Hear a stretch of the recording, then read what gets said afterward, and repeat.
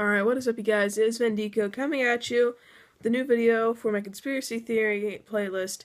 I will not be doing Internet a tool for the New World Order just because of how strange it is.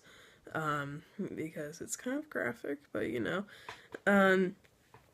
Yeah, so anyways, we're going to talk about something I kind of wanted to do instead, is underground UFO bases. We haven't really touched on, well, we talked about alien abductions, but we haven't really touched on stuff like this. Yeah, that was kind of before I got really into this alien abduction. So that was like probably my second video, and I was trying to go in like alphabetical order: airship, and then alien abductions, and then something else. I forget.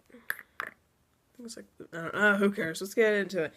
Underground UFO bases. Some UFO investigators warn us to forget about the lights in the skies. The real danger, alien invasion, is under our feet. Although UFO researchers insist there are underground alien bases in Nevada, Arizona, California, Wisconsin, Colorado, and many other areas, the alleged underground facility outside Dulce, New Mexico, is by far the most notorious. According to many UFO investigators, there are men and women who claim to have worked in these facilities side by side with extraterrestrials nicknamed Greys. The Greys are most often described as being under 4 feet tall, with a disproportionately large head and large slanted eyes. Some of their species appear more sophisticated than others, but they all seem to worship technology at the expense of artistic and creative expression. They also seem to devoid of emotion and appear indifferent to the general well-being of humans. The witnesses who claim to have worked outside Greys state that they have principal research at Dulce is the study of humans' genetics and possibly crossbreeding the two species and or developing mutations. A frequently heard account of Dulce concerns at a 1969 confrontation that broke out between the human scientists working there and the aliens in order to guarantee extended cooperation from the secret governmented corporation. Oh wait, no, sorry. Government. The Greys took a number of human scientists as hostages. Crack troops from the Delta Force were sent into the vast underground tunnels to rescue the scientists, but they proved but no match to the aliens. Estimates of 66 to several hundred humans were killed during the violent confrontation. Because of the sudden realization that the Greys cannot always be trusted to follow other than their own agenda, the representatives and employees of the secret government withdrew from all joint projects with the Greys for about 2 years.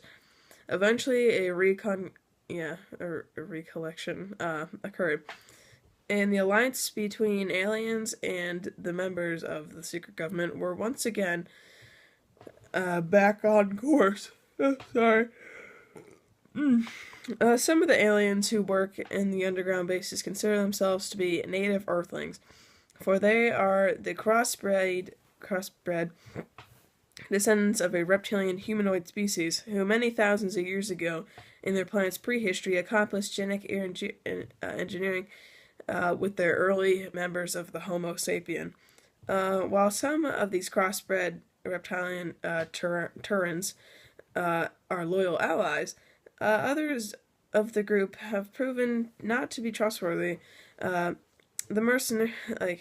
have been proven to be untrustworthy mercenaries agents for the Draco, an extraterrestrial race that is returning to Earth, a planet they consider their ancient outpost.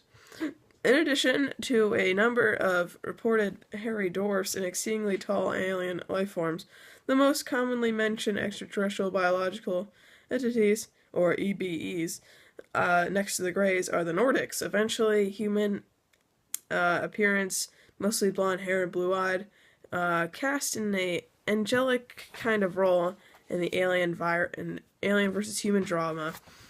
They normally do not violate intergalactic law of non-interference, so they cannot hold the occasional grisly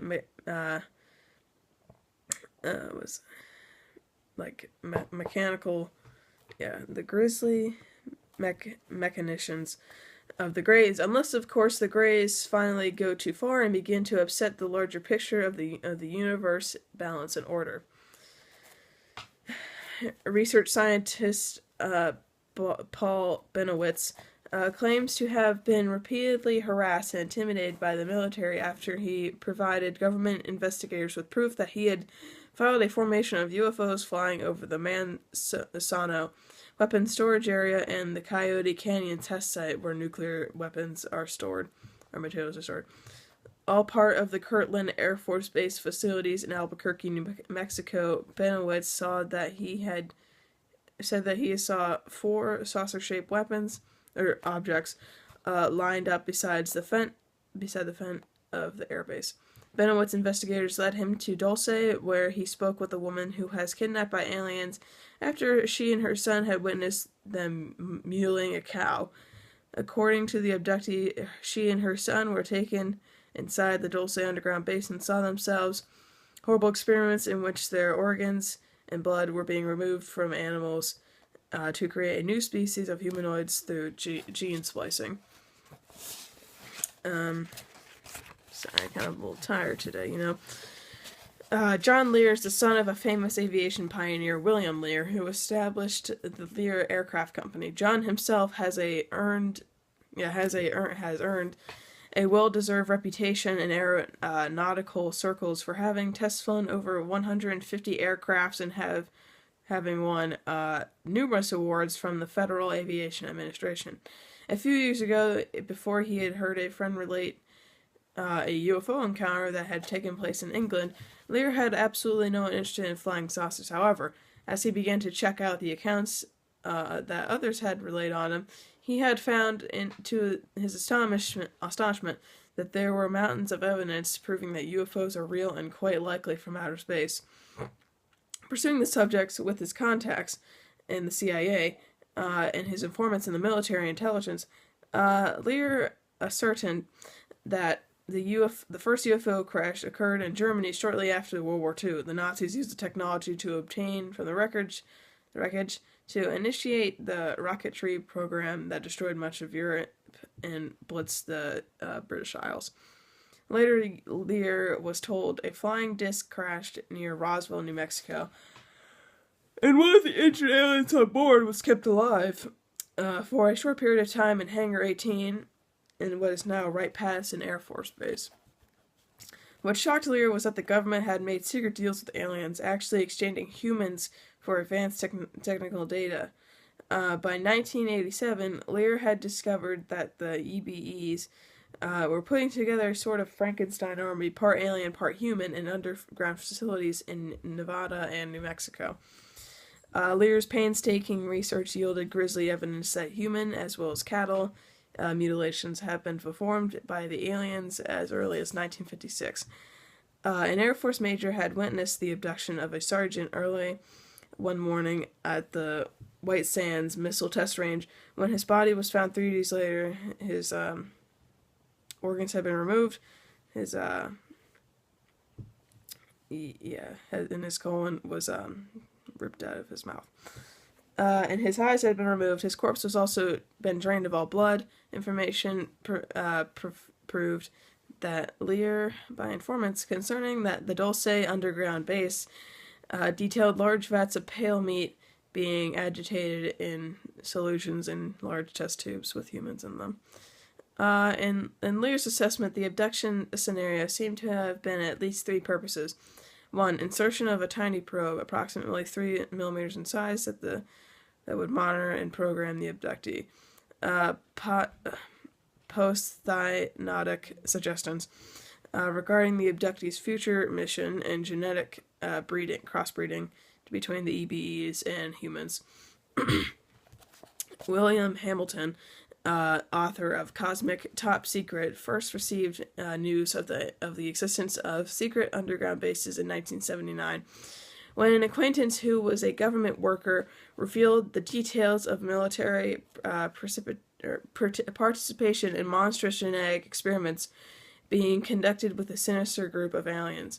When his employers discovered that the man had stolen photographs depicting these experiments, his wife and his children were taken to custody by federal agents as an effective means of regaining the classified material that had been misplaced. Hamilton's friend told him that the base at which he had been employed had at least 7 subterranean levels.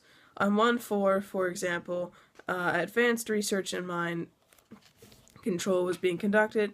At level 6, genetic experiments on animals and humans were in the process. Humans were kept in cages and drugged for some database or for some detestable purpose on level 7. Hamilton's informant had originally been told a false story that the government was conducting special secret tests to cure insanity, but when he realized that at last the aliens were actually behind the torturous experiments, he left his post and went to hiding. Hamilton cautions against panic, observing that aliens had been around a long time and have not taken any mass offensive against us to date. Hamilton's greatest concern is the fact that the excessive secrecy on the part of the government can lead to a breakdown in our cultural and cohesiveness. It can lead to wild rumors and freewheeling speculations. It can lead to ignorance and the disintegration of our society. Alright, that was kind of a long video. Well, not my longest, but 11 minutes is kind of long. Anyway, hope you guys have a good day. I'm kind of tired. Probably gonna take a nap, but whatever. As always, be good to your people. Alright, bye.